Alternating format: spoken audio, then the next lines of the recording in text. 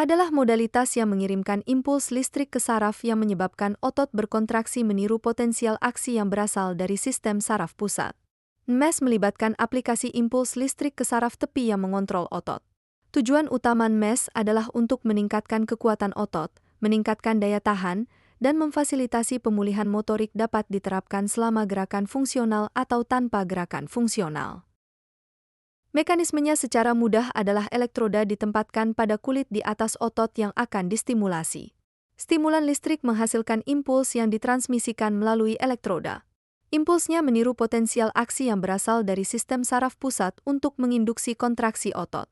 Tujuan MES adalah untuk mencapai kontraksi tetanik, atau setidaknya tetani parsial, dari muscle fibers sebagai respons terhadap rangsangan saraf motorik menggunakan elektroda. Dua perbedaan utama antara kontraksi otot yang distimulasi secara elektrik dan kontraksi otot fisiologis adalah urutan perekrutan unit motorik dan kelancaran onset kontraksi. Selama kontraksi otot fisiologis normal, muscle fiber pertama yang dikerahkan adalah serat otot slow twitch type 1 muscle fiber, kemudian serat otot berdiameter besar, yang menghasilkan kontraksi kekuatan rendah dan tahan terhadap kelelahan dan atrofi, serta kontraksinya halus. Sebaliknya, selama kontraksi otot yang distimulasi secara elektrik, serat otot pertama yang direkrut adalah fast twitch type 2 muscle fibers berdiameter besar yang menghasilkan kontraksi terkuat dan tercepat, namun mudah lelah dan atrofi dengan cepat serta menghasilkan gerakan tersentak-sentak. Maka stimulasi listrik dengan MES perlu waktu istirahat yang lama yang harus diberikan di antara kontraksi yang distimulasi. Bentuk gelombang. Bentuk gelombang yang digunakan bukan merupakan masalah kritis dalam penggunaan klinis. Jurnal menyebutkan bahwa bentuk gelombang bifasik asimetris namun seimbang mungkin lebih efektif.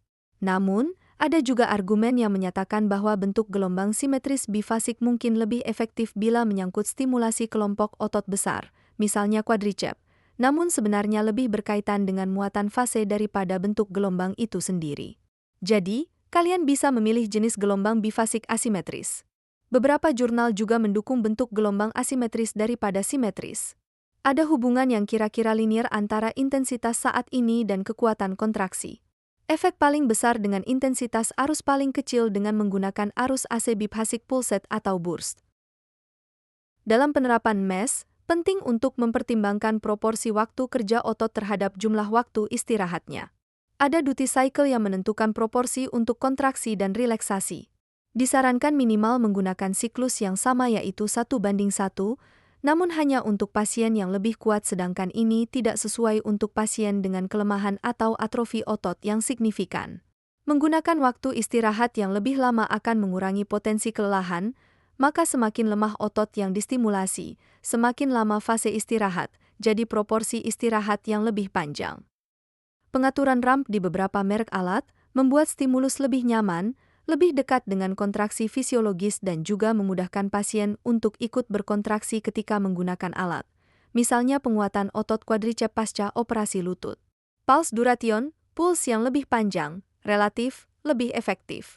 Durasi puls dalam kisaran 350–450 mikrosekon mungkin merupakan pilihan optimal.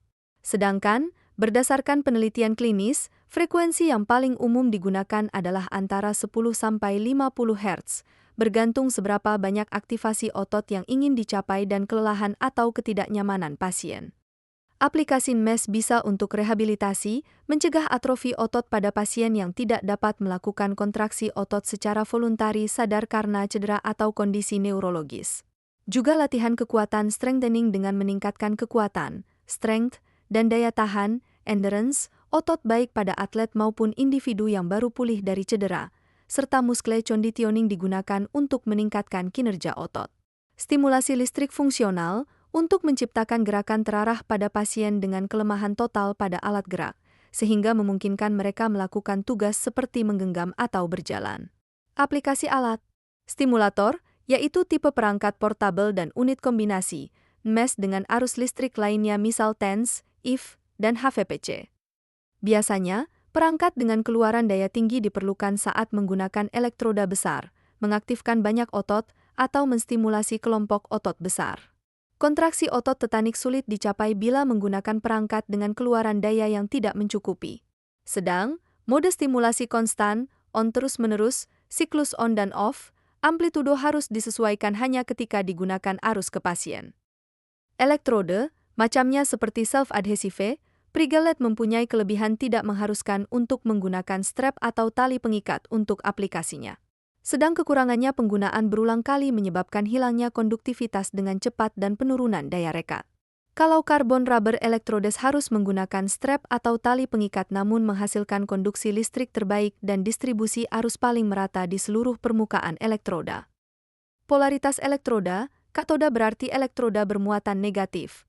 Kabel biasanya berwarna gelap di salah satu ujungnya. Anoda, elektroda bermuatan positif, kabel biasanya berwarna cerah di salah satu ujungnya.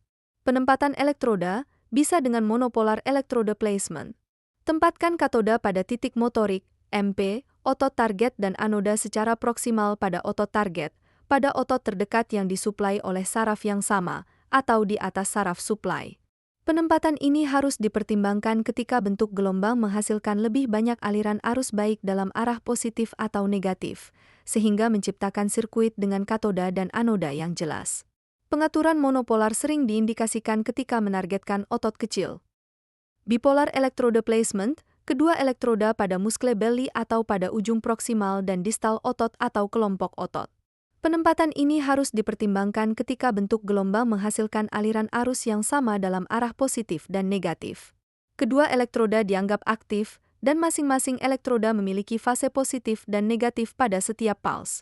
Jika memungkinkan, arahkan elektroda sejajar dengan arah memanjang serat otot untuk mengurangi resistensi terhadap aliran arus. Posisi pasien, hindari posisi otot yang terlalu memanjang atau memendek. Ketika otot sangat lemah, pertimbangkan untuk menempatkan anggota tubuh relatif terhadap gravitasi untuk memungkinkan otot bisa terstimulus sesuai kekuatan otot yang ada. Misalnya, otot dengan kekuatan tingkat 1 atau 2 sebaiknya distimulasi dengan anggota tubuh dalam posisi dibantu gravitasi atau netral gravitasi. Otot MMT3 harus berada dalam posisi melawan gravitasi.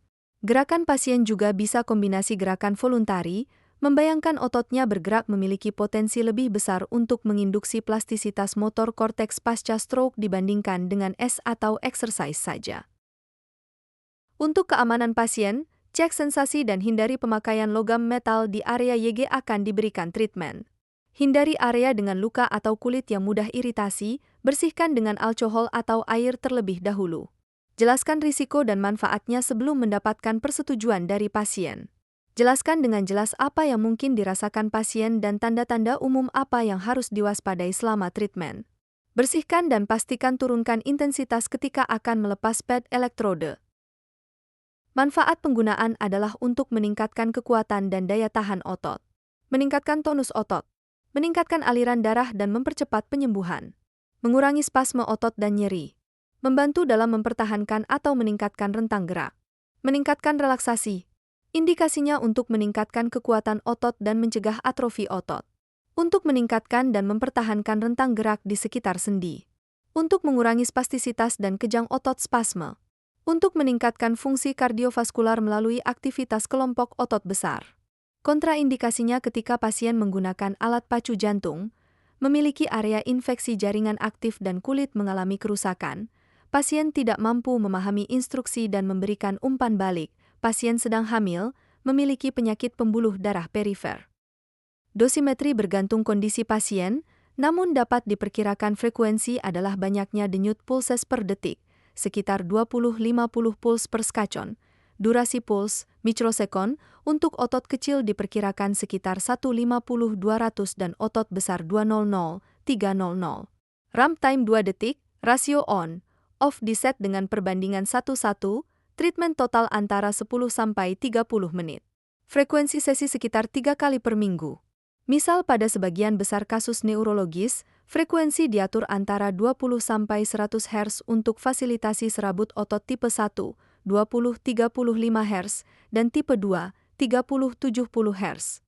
Sedangkan frekuensi di atas ambang batas 100 Hz telah terbukti menyebabkan perkembangan kelelahan otot yang cepat pada kasus kekakuan otot atau spastik.